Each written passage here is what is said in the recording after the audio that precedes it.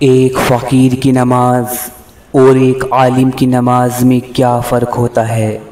فقیر ایسا کون سا عمل کرتا ہے کہ اس کی نماز ہماری نمازوں سے بہت زیادہ بلند مرتبے کی ہوتی ہے؟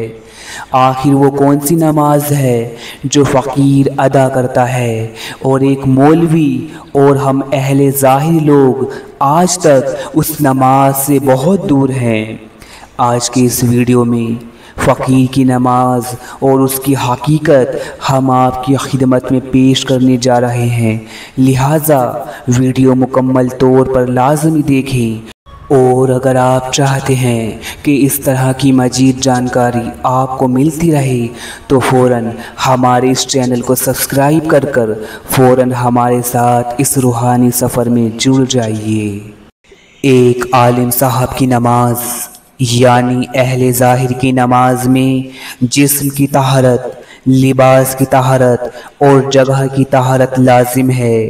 اور جب ایک عالم یا ایک مولوی صاحب جب نماز پڑھتے ہیں تو بیت اللہ کی طرف رخ کر اللہ اکبر کہہ کر نماز میں کھڑے ہو جاتے ہیں، اور پھر قیام، رکوع، سجدہ، سجود و دیگر سب ارکان کے ساتھ نماز مکمل کر لیتے ہیں اور نماز کی حالت سے باہر آ جاتے ہیں۔ اور اس طرح مولوی صاحب اور ہم سب اہل ظاہر اپنی اپنی 5 وقتوں کی فرض نماز ادا کر لیتے ہیں اور اس فرض سے بری ہو جاتے ہیں اور اپنی زندگی میں مشغول ہو جاتے ہیں۔ اے میرے عزیزو، یہ سب تو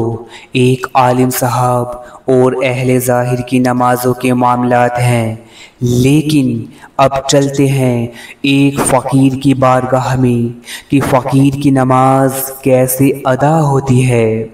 تو اے میرے عزیز، فقیر کی نماز میں جسم،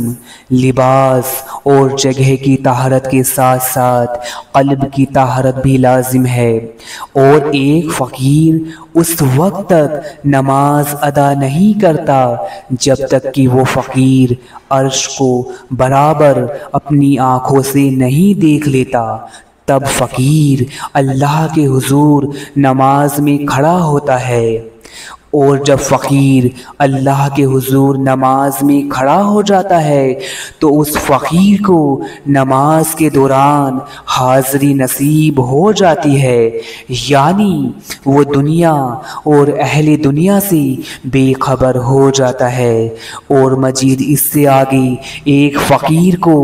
نماز کے دوران حضوری بھی حاصل ہو جاتی ہے، یعنی وہ فقیر دنیا اور اہل دنیا کے ساتھ ساتھ خود سے بھی باہر آ جاتا ہے اور اللہ کے سوا ہر چیز سے بے خبر ہو جاتا ہے۔ اے میرے عزیزو، اور ان فقیروں کی عبادت کے اس معاملات میں کلام اللہ بھی شاہد ہے کہ اللہ عز و جل سورہ المزمل میں فرماتا ہے، اور اپنے رب کے نام کا ذکر کرو اور پوری طرح اسی کے ہو کر رہو، یعنی ایسا ذکر کرو، اللہ کی ایسی یاد کرو کہ اپنے آپ کو بھلا دو اور صرف اللہ میں ڈوب جاؤ۔ اور اس کے علاوہ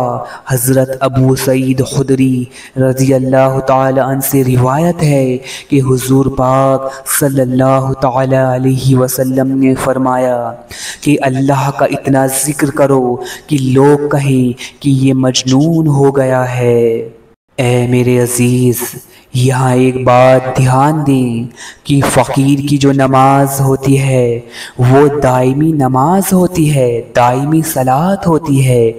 یعنی کہنے کا مقصد یہ ہے کہ جہاں ایک عالم و اہل ظاہر نماز پڑھ کر جیسے ہی نماز سے باہر آ جاتے ہیں تو دنیا کی مشغولیت میں اور دیگر فسق و فجور میں بھی شامل ہو جاتے ہیں، اور عالم و اہل ظاہر کی یہ نماز وقتی نماز ہوتی ہے، لیکن فقیر وہ ہے جو صلاۃ قائم کرتا ہے۔ جس طرح فقیر صلاۃ کے دوران ہر طرح کی फिस्क व फिजूर से, हर तरह के सगीरा कबीरा गुनाहों से वे गैरुल्लाह से महफूज रहता है और अल्लाह की याद में रहता है। बस इसी तरह नमाज से बाहर भी फ़कीर इसी सूरत वे हाल में रहता है और हर आती जाती सांस अल्लाह ही की याद वे ज़िक्र में होती है। और इस तरह फ़कीर दायमी सलात कायम करता है, यानी सलात कायम करता है। और फ़कीर की ये नमाज हमें ये भी बताती है कि नमाज पढ़ना अलग है और सलात कायम करना अलग है। एक आलिम वे अहले ज़ाहिर नमाज पढ़ते हैं जबकि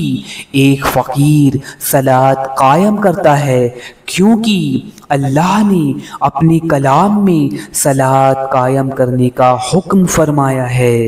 ऐ मेरे अज़ीज़,